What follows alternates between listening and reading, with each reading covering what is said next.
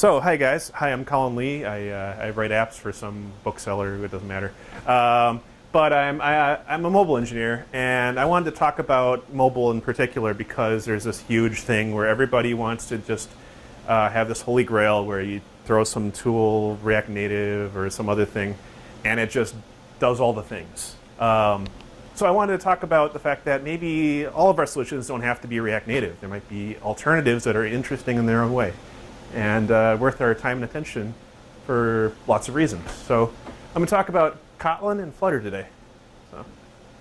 So start out, we'll talk about what's wrong with native. Giving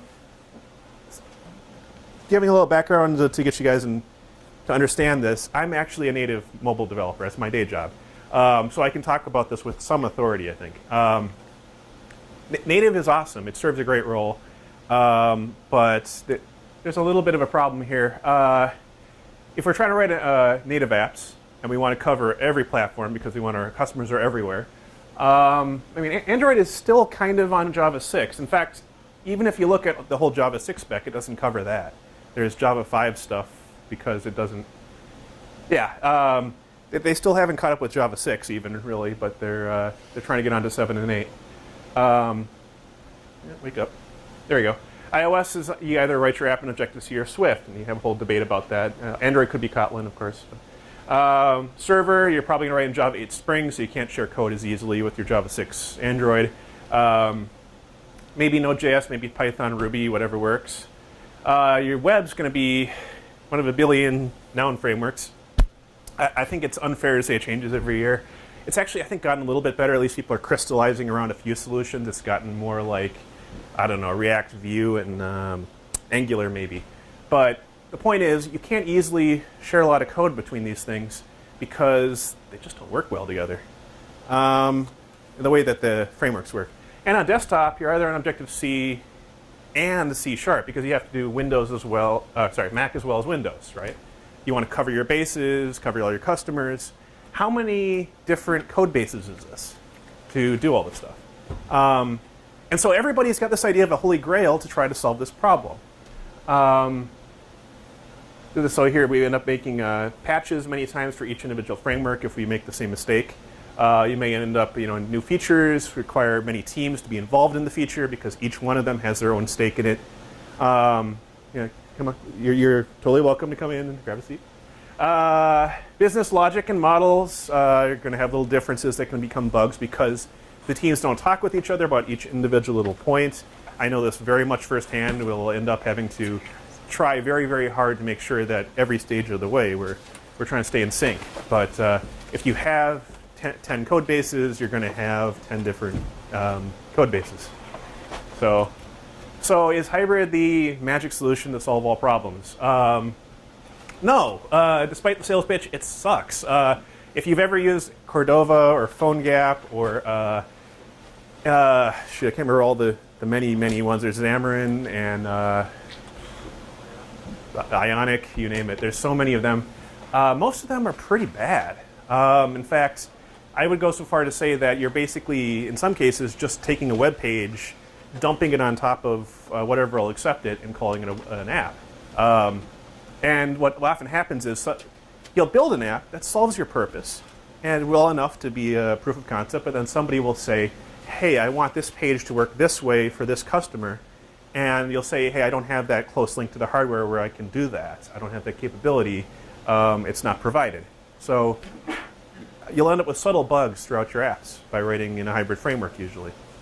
React Native is probably the most popular one right now, which is why it immediately gets the first slide here. But I mean, React Native is native, but under the hood, it's still just JavaScript. And JavaScript has no type safety. It's, in fact, what Facebook did to fix the type safety issues is they built it with a static analysis tool to write your code in, because they don't actually want you to have to run into the type safety issues that you always do with JavaScript.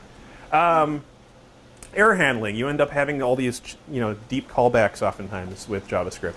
And then you end up having to have extra, like callback trees just to handle all your errors. So you end up having to learn how to do functional programming in JavaScript to get out of the problems with the JavaScript syntax. I'm not saying React Native is terrible. I'm saying it's not an ideal tool. I think you can certainly get an app out there with React Native, and many people have. In fact, lots of my company, lots of big companies have done this. I just don't think it's ideal. And when you deliver features on low-level hardware, meaning when you try to access the best, most integral features of your camera or audio recording or any of that stuff, you might find that you still end up needing a native app developer anyways.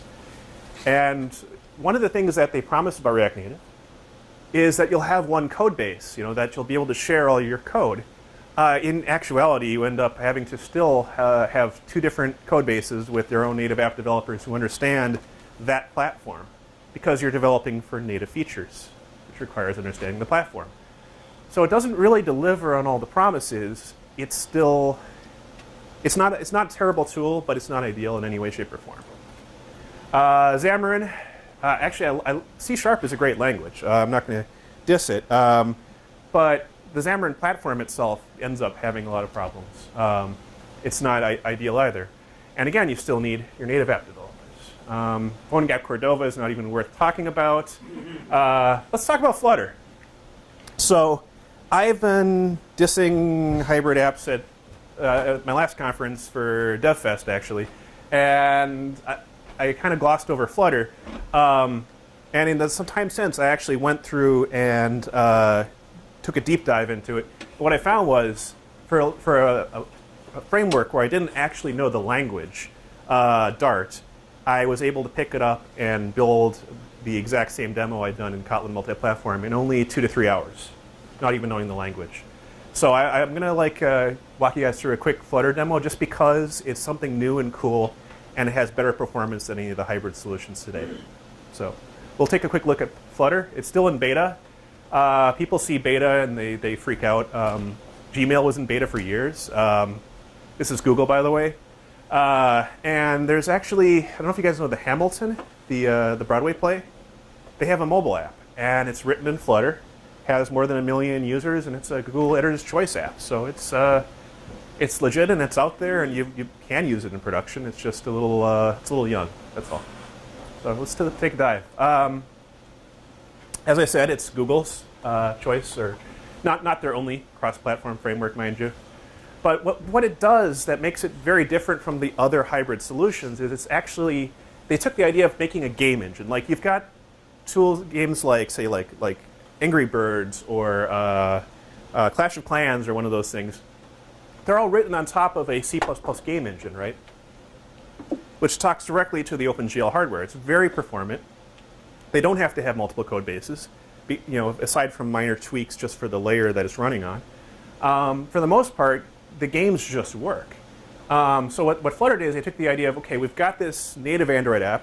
We need an iOS app. This was the Google Chrome team. And they said, let's just dump it on top of a game engine. We'll make our native widgets directly rendered to the surface view, just like you would in the game. And that's how this thing works. They designed it for 60 frames per second. And in some cases, it'll actually run faster than your native code.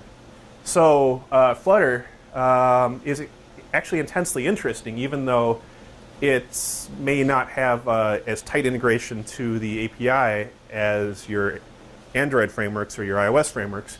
It has a lot of the capabilities because you can actually just write your native plugins on top of the C++ OpenGL surface. So Flutter has the concept that everything in Flutter is a widget, and you pass data down through these widgets, in a hierarchical fashion. Every widget is either stateful or stateless. Now, when I say stateless, it can have state passed into it. It's like having a constructor where you put values into the constructor, and it just flows through. Flutter can access sensors and hardware, but you'd have to write your own plugins, which you can use Flutter just fine with Swift on iOS, Kotlin on Android, or pretty much anything you want. Also, it'll integrate, they use 2 IDEs, either Android Studio or Microsoft VS Code. It's like a community edition kind of thing. You don't have to buy it. Either one of these are free. The great news about how tightly it integrates is that you don't even have to go into Xcode to spin up a simulator. It knows about everything. There's a tool called Flutter Doctor that will pull down everything you need. set your machine up, and you just say, hey, I want an emulator for this and a simulator for that, and it'll do everything for you. And I don't know if this doesn't really explain my point very well. When I say you can interact with UI and unit tests, I mean you can unit test your UI without actually loading up the framework.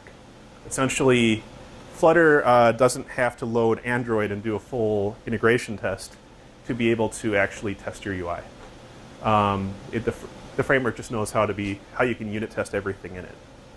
Does that make sense? Okay, cool. That's actually incredibly cool because you can't do that for most native work. Let's talk about Dart. So Dart started out being a competitor to JavaScript. It was like Google's TypeScript, I guess, if you will. Originally, Dart was meant to be a dynamic type language, just like JavaScript. So you would have this thing where you can declare a variable, and it just takes its type from whatever gets passed into it. It doesn't really have any types. But now they've made it statically typed with type inference. That's a huge change, a huge difference that makes it a language that's more viable to people who care about type safety. It makes your program more likely to be correct, makes it better to code with. It compiles down to your native ARM code, which means you're going to get the performance, hopefully, assuming that the people who wrote the framework knew what they were doing, and generally they did know. And this is one of the really cool things I want to show you. It allows for a stateful hot reload. What that means is you can make 1 or 2 lines of changes to your project, hit save, and within the time it takes for you to switch over to your simulator or emulator, everything will have changed in your app that you're testing. So you'll actually see the changes live right after making them. That's incredible for making sure, if you're used to Android and are used to, let's say you hit instant run and you wait a minute or a minute and a half for a big app, it may not even be done. Here you don't have to take long breaks. You can just watch the changes flow through your program. You can make a little tweak here, see if it worked, move on. It doesn't always work. There's certain things that won't hot reload, but for most changes you can actually watch them live.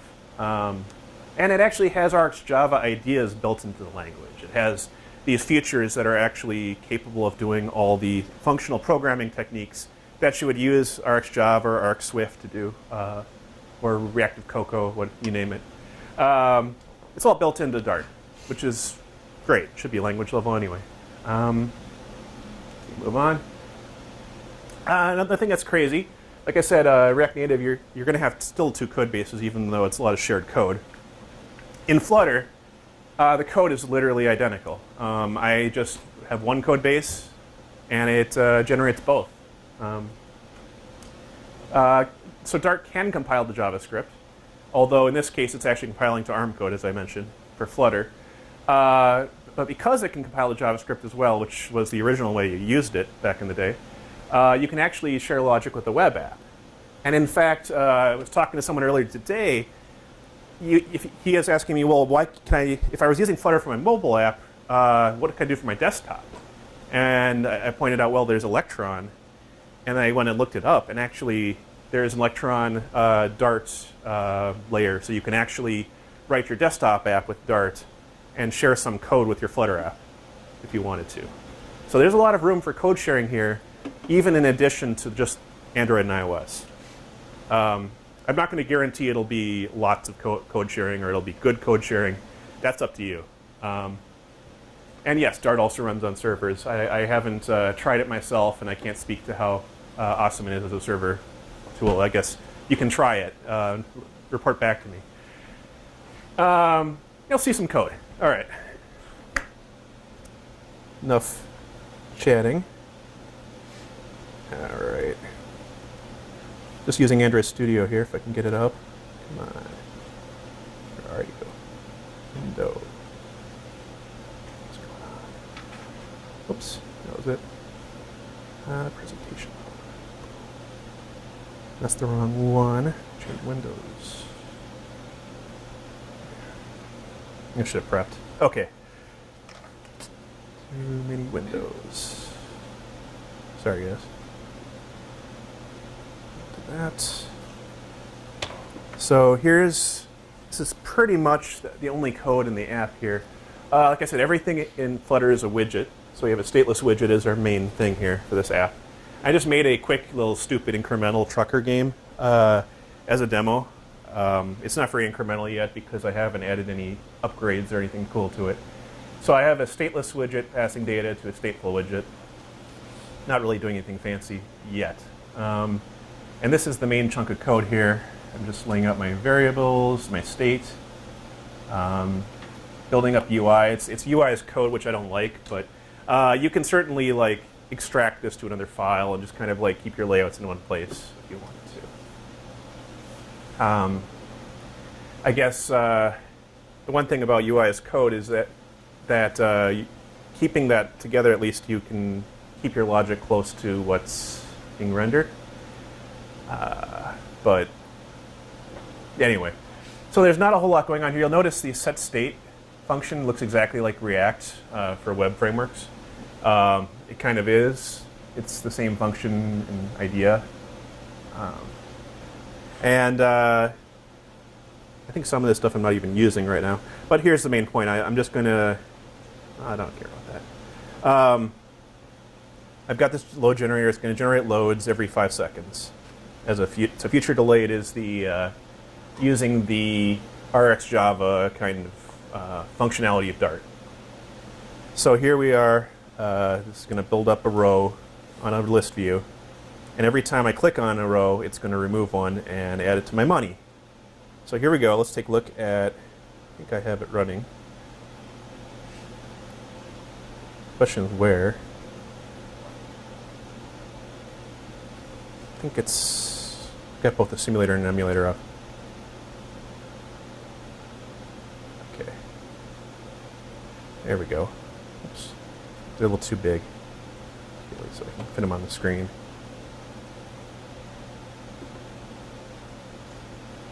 There we go.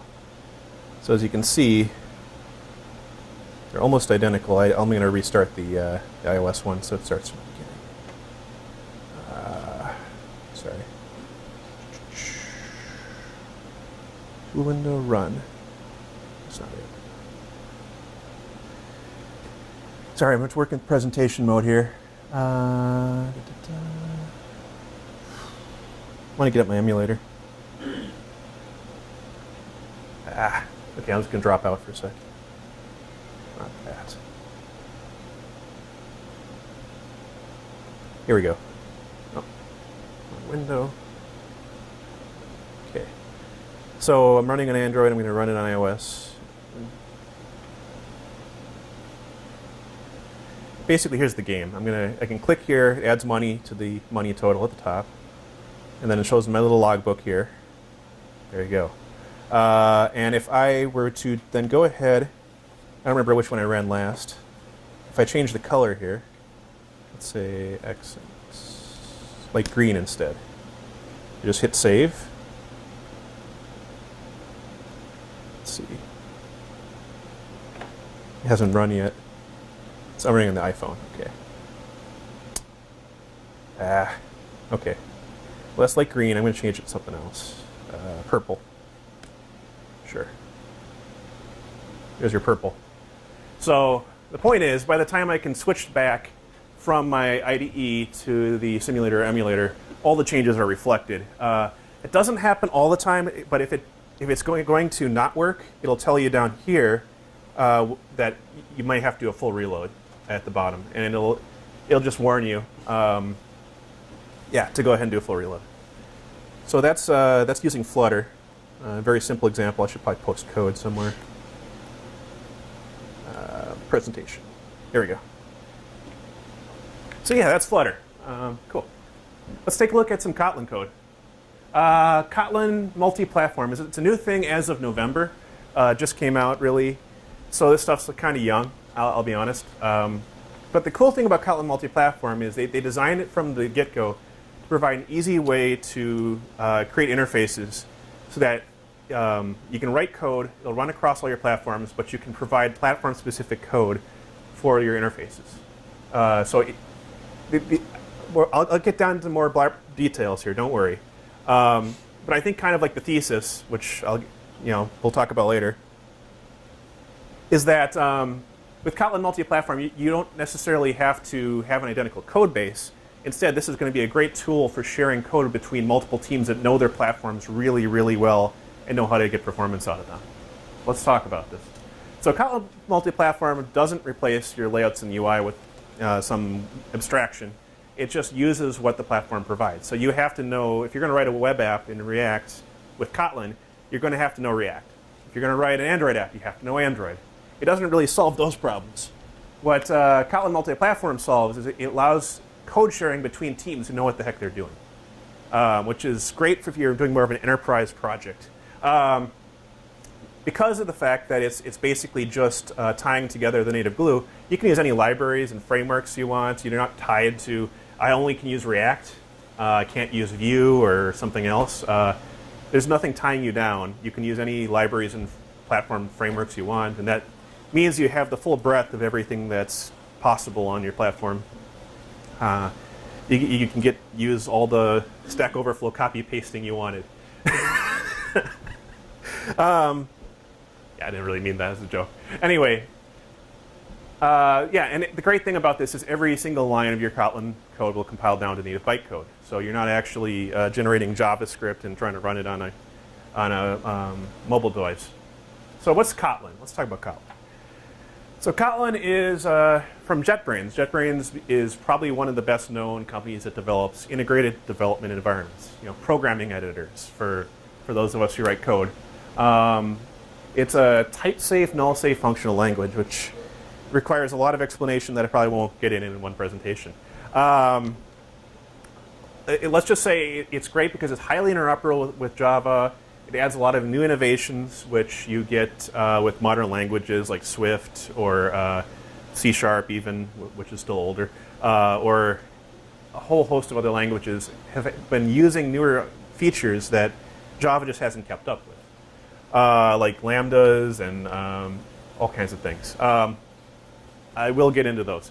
But the cool thing about it right now, Kotlin is very popular because, as you'll notice, Google has kind of made it the feature of Android. They were heavily invested in Java as Android for a long time, and it seems like now they're actually have an extra incentive to get off of it because of the Oracle lawsuit and everything going on over there. So Google said that Kotlin, they're super excited. I was there at KotlinConf, and Google sent their whole Android platform team out there, and I got to hear their inside thoughts about what they really felt about the platform. They're all gung ho. There's no question. And Pivotal, who is the driving force behind Spring, are also invested into Kotlin. So this has become a major force where it looks like it may start to pull a lot of market share from Java. It may not be the top platform in the way that Java has 11 million developers today, but it's certainly going to be a force in the future. That's how I feel. So, one thing about Kotlin, this wasn't true a year ago, but now there's 3 code generators.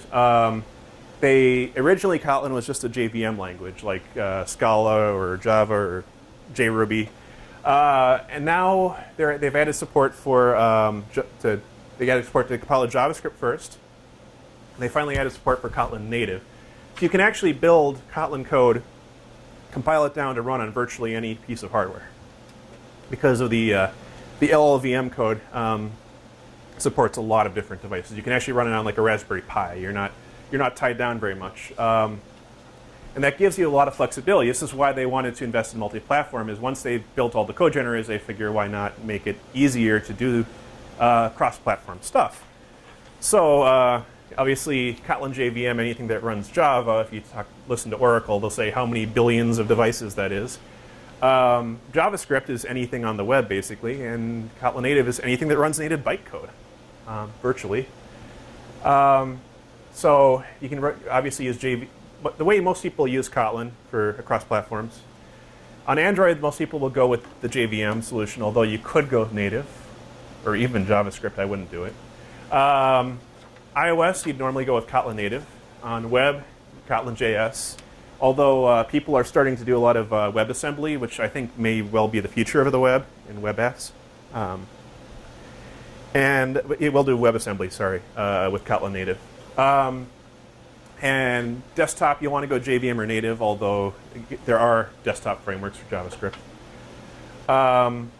Now, server, most people have gone to Kotlin JVM. I feel like Kotlin is often tied to Android in most people's minds today, but actually about half of all use is by services, servers. And yeah, you can actually write build scripts today in Kotlin script, and that's just starting to take off. It's kind of young. I wouldn't do it yet, unless you were brave, but it's happening. And yeah, you can actually run Kotlin Native, like I said, on like a Raspberry Pi or something really low level like that. So, yeah. So yeah, there's lots of ways you can then use all these different code generators across your platform. So this is the traditional way of using Kotlin across platforms. You'll run JVM on Android server, and then native on iOS, JavaScript in the browser. That's cool. But they're looking at the future as being Kotlin native running on everything, which is probably the future that Google likes because they don't like having to pay Oracle licensing fees every time they deploy something to Android. So that's actually, using WebAssembly and all that is pretty hot stuff, and I think people want to see more of that. So we'll see. I don't know if this slide's worth talking about, but Kotlin Native has this worker idea, and I don't know if it's worth our time right now. Let's see. Yeah, so iOS, you actually have 3 different options. You don't have to write your entire code in Kotlin. You don't have to write your entire code in, well, there's 3 ways. You could write it as Kotlin Native, integrated with like your native frameworks with, like Objective-C and Kotlin Native. You can write your entire app in Kotlin Native, or you can write it with C bindings tied to Swift. And so I feel like most people are going to go with 2 or 3. The interesting thing is, like, sorry, go ahead. Since it comes from JetBrains, do they provide an IDE for it? That's a good question. Initially, when it came out, everything was done in Xcode, which makes no sense whatsoever because, well, you have to use 2 IDEs for your project then, with 1 code base potentially. They fixed that. This week, they announced that you can now run Kotlin Native on iOS through AppCode. So as of this week, that's true. You can actually use JetBrains IDE to write your iOS app and never touch Xcode. So, but I'm not going to lie. On iOS today, it's still a little bit brave world trying to get your builds working right. When I had to do it with Xcode, it was a lot of like, following tutorials on how to get everything set up correctly on Xcode, because you basically had to call out to Conan, the Kotlin Native compiler, from Xcode. I think now that it's on AppCode, they can do that for you. They can take care of the scary work and make it a lot more attractive to write iOS code with Kotlin. So. If you want to see some examples online, there's the Kotlin Conf app this year for Kotlin Conf was written the first way. They have a spinner game they wrote for the conference as well, which is 100% Kotlin native. And then finally, they had a calculator they wrote with the Swift with C bindings. I'm sure there's a newer example probably for the app code piece, and the app code one I think comes with wizards potentially to get you started, which is something that was sorely lacking before they let you use AppCode as an IDE for iOS. So, yeah, how does sharing cross platforms work? So you have a common code module you would write.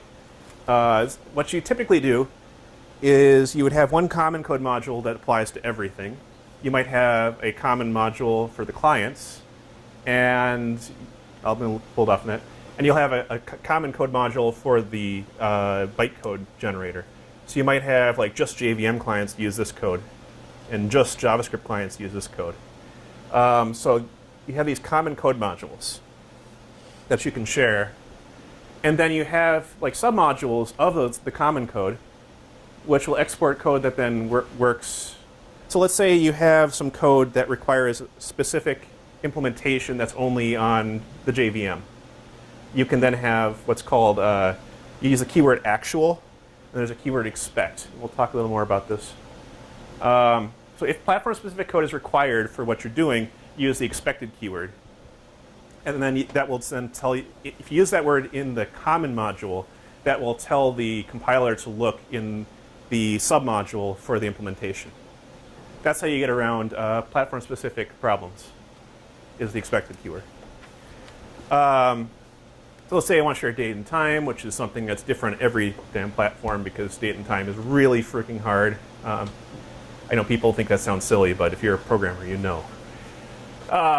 You create an interface with the methods marked expected, and for each platform, you implement that interface with the code marked actual keyword. And then you use the methods from the common code. So kinds of code you can share almost everything across most clients. But on the server, you kind of don't want to share out like UI stuff because your service doesn't need that.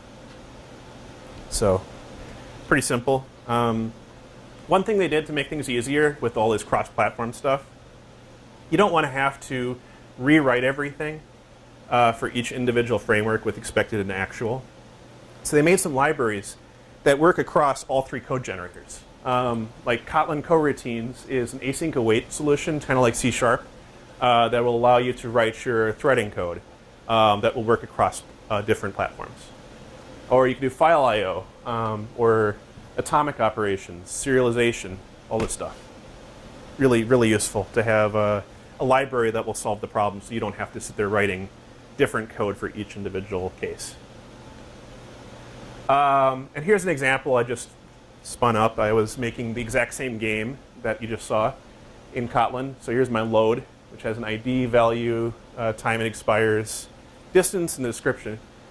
So you can share the models out without any special keywords because they're not platform specific, right?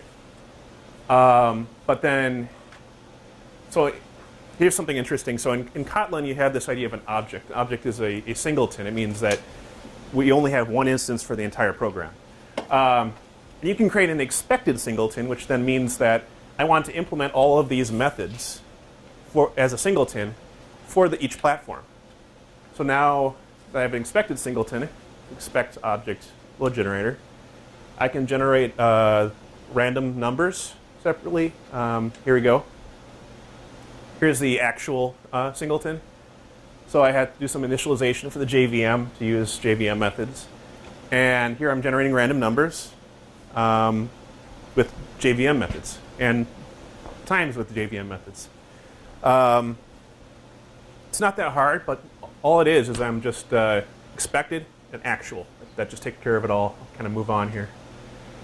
So you can actually use the expect keyword for a lot of things in the language. Anything that's a class or an object. A class is just something that's it's an object that has an instance, has instances, and you can have more than one of them. Objects are singletons where you can only have one instance for the entire app. But either one can have an expect keyword.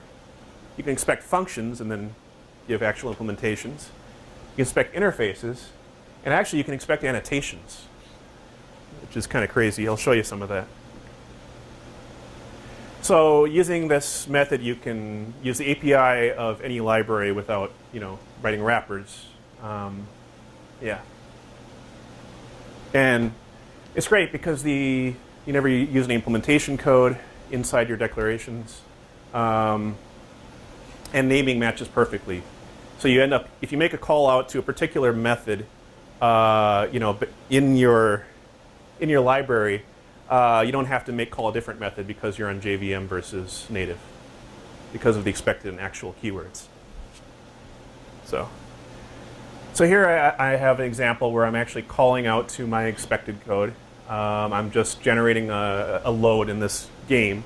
I'm just calling all the methods I created. And there's nothing here that's platform specific. It's just calling methods. You can see there where I'm using my random number generator. That's, of course, different on every single platform, just to be different. Yeah. So here, if one code generator, like JVM, provides a native type, but another doesn't, you don't have to write everything from scratch with interfaces. You can actually use that native type you can actually expect that the type alias. Sorry, you can expect the implementation of the type but then you can actually type alias. This sounds kind of crazy, but I'll show you what I mean by this in the next slide. So as an example, here's a URL class for Java, right? The URL class has two methods, get host, get path. And so what I can say is I can say actual type alias URL equals java.net.url. What that means is on Java, I want URL to refer to this class, this type. But then when I go over to JavaScript, I want to have to then implement the methods of URL to then be able to call them the same on either platform. So what that gives you is the ability to say, when I say URL, I mean the Java URL, but JavaScript doesn't provide it, so I'll provide my own with the same exact types and names and all that stuff. And that's great. Here's another example, atomics. You can make your atomic reference here in Java. Again, you can implement the types, or implement the methods, excuse me. Yeah, you can even do it with generics, like, as I just show you on the slide there. Okay. Sorry, my voice is going. Okay, build.gradle.kts. So now they've actually made the Gradle team really loves Kotlin. They use Kotlin to build Gradle these days. They've given up on Java completely as a tool for writing Gradle. So because they love because the Gradle team loves Kotlin, they are providing all the ability to write your build scripts in Kotlin. So yeah. And that's not Groovy anymore, that's Kotlin.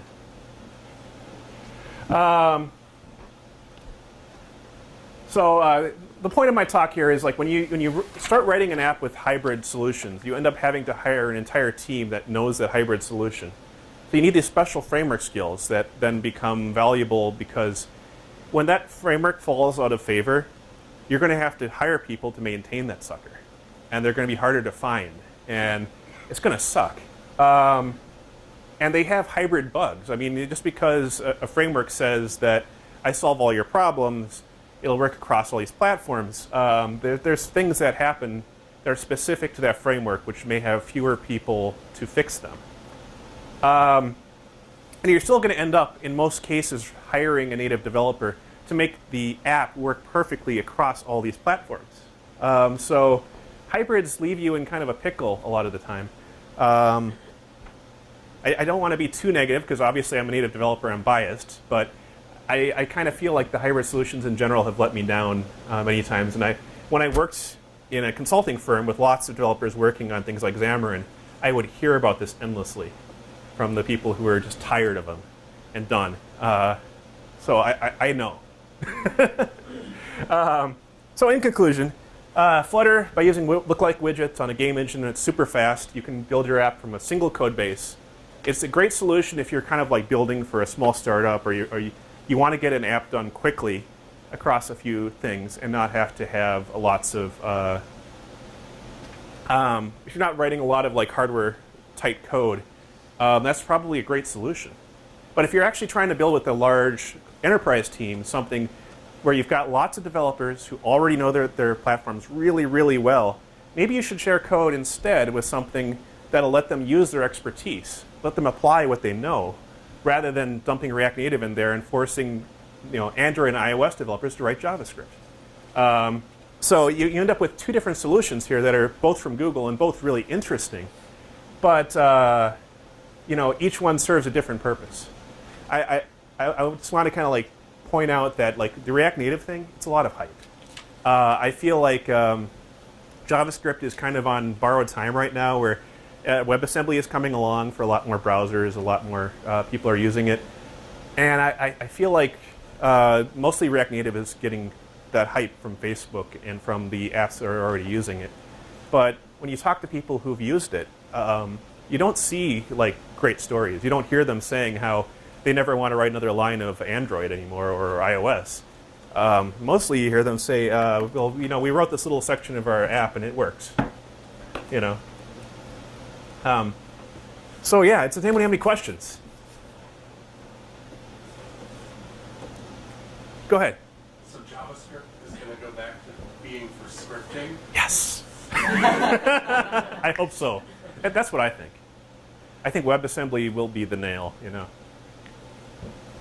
The other thing about JavaScript is like even today, if you want to write good JavaScript, get a compiler. No one writes JavaScript anymore. Right. JavaScript, everybody just turns into JavaScript. I mean, TypeScript's a perfectly good language, or Dart, or Kotlin, you name it.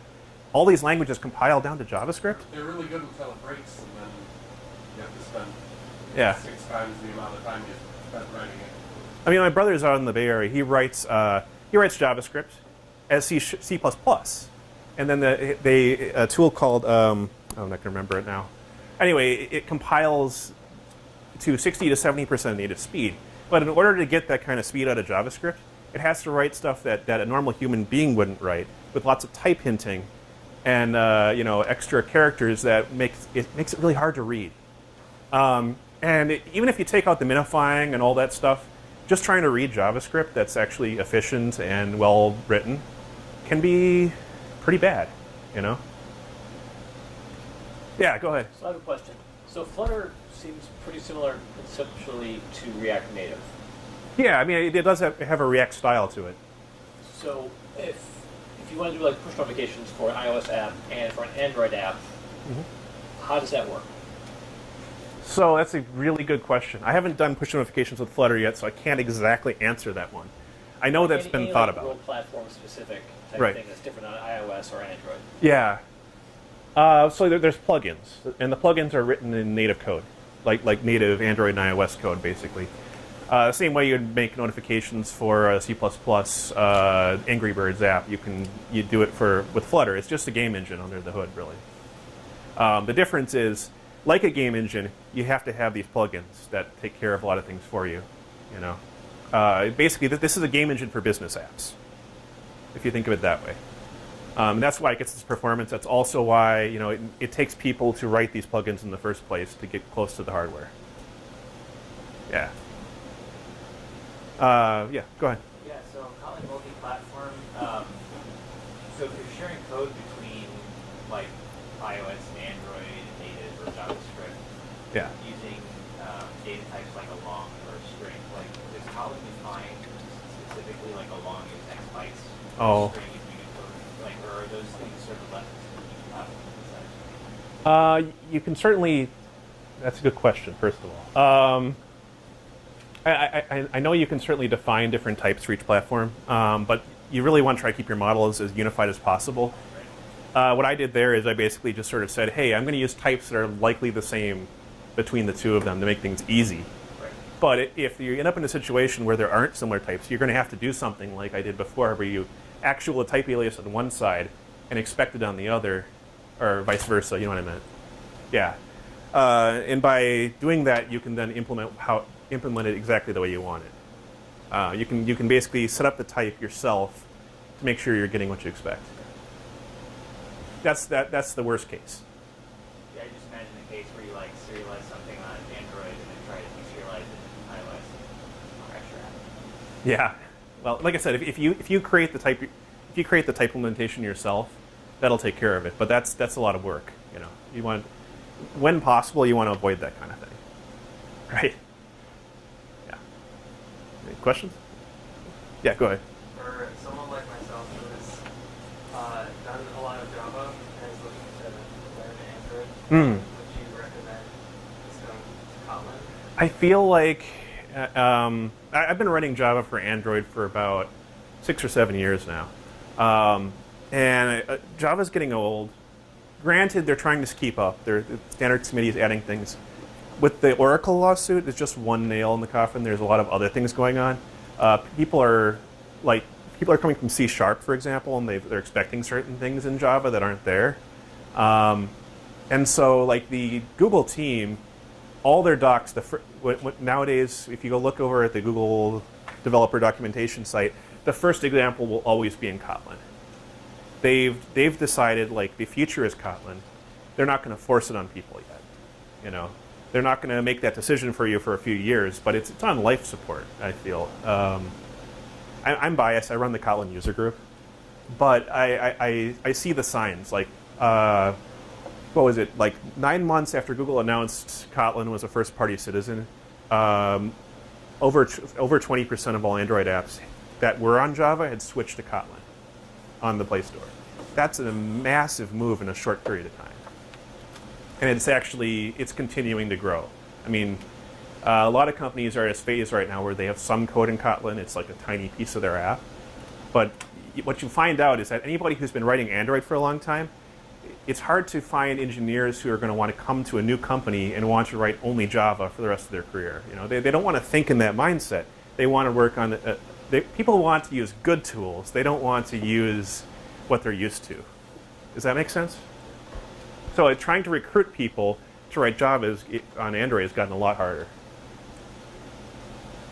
And that's why it's the future. It's not purely because Kotlin is an easy language to use. It's the fact that nobody wants to use your old dull tools that have been there for 20 years. Yeah. Go ahead. So what's kind of the political situation with Flutter? I mean, it was developed by Google, but Yeah. I mean, it's not part of the Android part of Google, right? No. It's so, Google Chrome team. Okay, so I mean, is it just a proof of concept, or is it going to replace Android, or? I mean, So that's a really good question again. There's this thing called Fuchsia, which some people say is meant to be the future Android. Nobody knows how soon that's coming or if it's real. Fuchsia is actually, a lot of the apps are built on Flutter. So it may be kind of a future thing. I don't think it's gotten that like official, like bump yet. It seems like today Flutter is one of Google. Google doesn't just have one first-party solution for cross-platform; they have several, and Flutter right now is probably the most interesting of them. And yeah, it's gone from being a proof of concept, I think, to being kind of like mainstream. But it doesn't have like the huge mind share because people don't know about it yet. It's still, it went from alpha to beta now. Like I said, it's got like one major example of an app that's got more than 1 million installs. The Hamilton app, the Broadway play. They did a Google Editor's Choice app, which is very successful. But Flutter's young, there's no question. And I don't see it getting killed off or anything anytime soon. I think they're actually, the Flutter team is really getting new people, and it sounds like they're growing. So I'm not getting no indications that Flutter or Dart will ever be in any trouble anytime soon. Yeah, go ahead.